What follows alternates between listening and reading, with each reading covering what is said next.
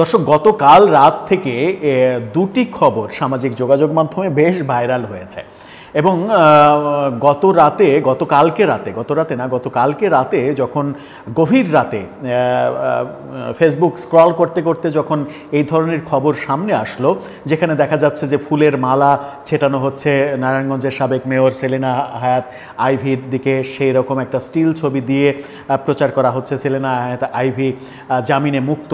এবং এই খবরটা আওয়ামী লীগের একজন বেশ গুরুত্বপূর্ণ নেতার ফেসবুক পেজ থেকে দেয়া হয়েছে, সেরকম তথ্যও পাওয়া গেল। তারপরে তথ্য আসলো যে আইভির পরে জুনায়েদ আহমেদ পলকও জামিনে মুক্তি পেলেন। এই ধরনের খবর আমরা দেখলাম, কিন্তু শেষ পর্যন্ত এই খবরের অস্তিত্ব আদতে কি, সেই অস্তিত্ব খুঁজতে গিয়ে গণমাধ্যম যেটা জানাচ্ছে সেটা বেশ চমকপ্রদ। সেই খবরে আমরা দেখছি যে সেলিনা হায়াৎ আইভির যে জামিন পাওয়া এবং জুনায়েদ আহমেদ পলকের যে জামিন পাওয়া, এটা বিভিন্ন টেলিভিশন চ্যানেলের ফটো কার্ড নকল করে সেই ফটো কার্ড তৈরি করে এটা প্রচার করা হয়েছে। এটা মিথ্যা এবং প্রোপাগান্ডা। কিন্তু এই মিথ্যা এবং প্রোপাগান্ডা ছড়ানো হলো কেন, পেছনের কারণটা কি এবং এই কারণ খুঁজতে গিয়ে কি কি পাওয়া গেল, সেটা একটু বুঝে ওঠার চেষ্টা করব। এভাবে আর কতদিন চলবে সেটাও বুঝে ওঠার চেষ্টা করব। এই ভিডিওতে থাকবেন পলিটিক্স টিভির নিয়মিত আয়োজনে।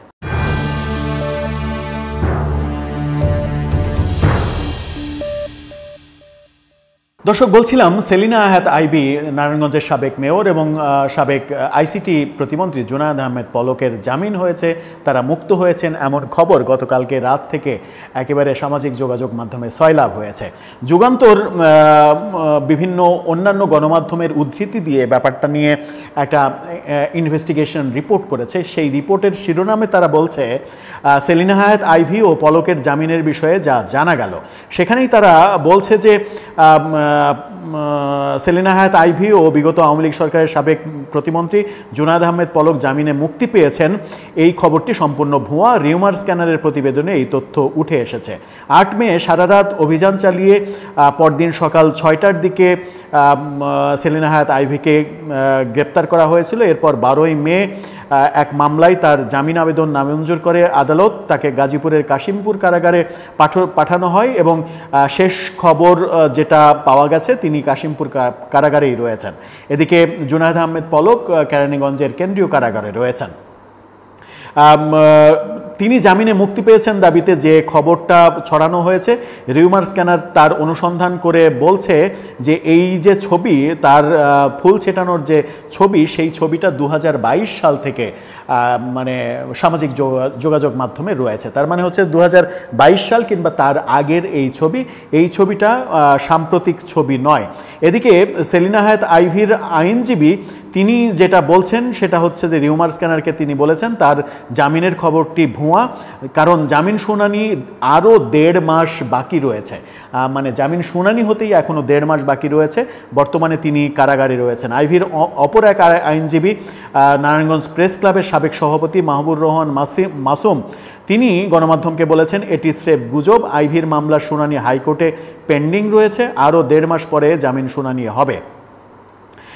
এদিকে জুনায়েদ আহমেদ পলকের ব্যাপারেও একই কথা বলা হচ্ছে যে আইভির পর একই দিনে জামিনে মুক্তি পেলেন সাবেক প্রতিমন্ত্রী জুনায়েদ আহমেদ পলক শিরোনামে যমুনা টিভির কোনো ফটোকার্ড, মানে যে ফটোকার্ড ছড়িয়ে দেওয়া হয়েছে সেই রকম কোনো ফটোকার্ড যমুনা টিভি দেয়নি। যমুনা টিভি নাম এবং লোগো উল্লেখ করে 7 সেপ্টেম্বরের তারিখ দিয়ে যে ফটোকার্ড তৈরি করা হয়েছে, সেটা সম্পর্কে যমুনা টিভিও একটা ফেসবুক পোস্টে জানিয়েছে যে এই ধরনের খবরের সঙ্গে যমুনা টেলিভিশনের কোনো সম্পর্ক নেই।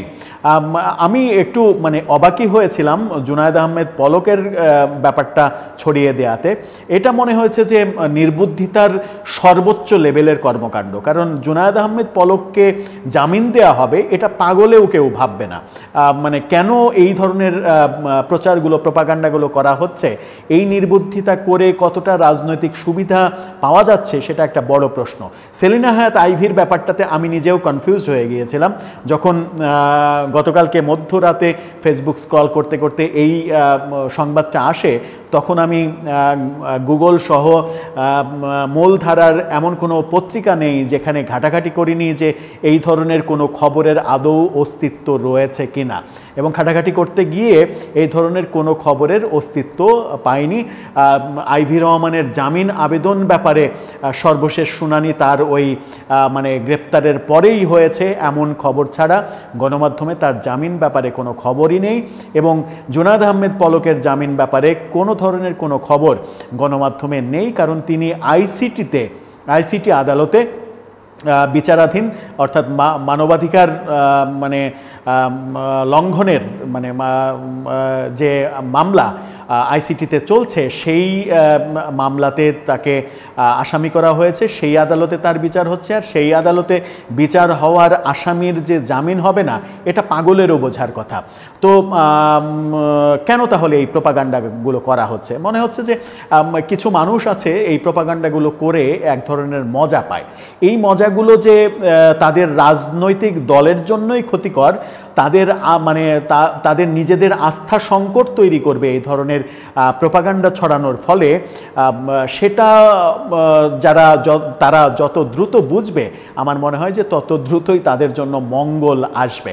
দর্শক, আপনার কি মনে হয় এই ধরনের প্রোপাগান্ডা গুজব ছড়িয়ে আদৌ কি কোনো রাজনৈতিক ফায়দা রয়েছে, রাজনৈতিক লাভ রয়েছে, নাকি এই ধরনের প্রোপাগান্ডা ছড়ানোর ফলে বরং রাজনীতির ক্ষতি করা হচ্ছে?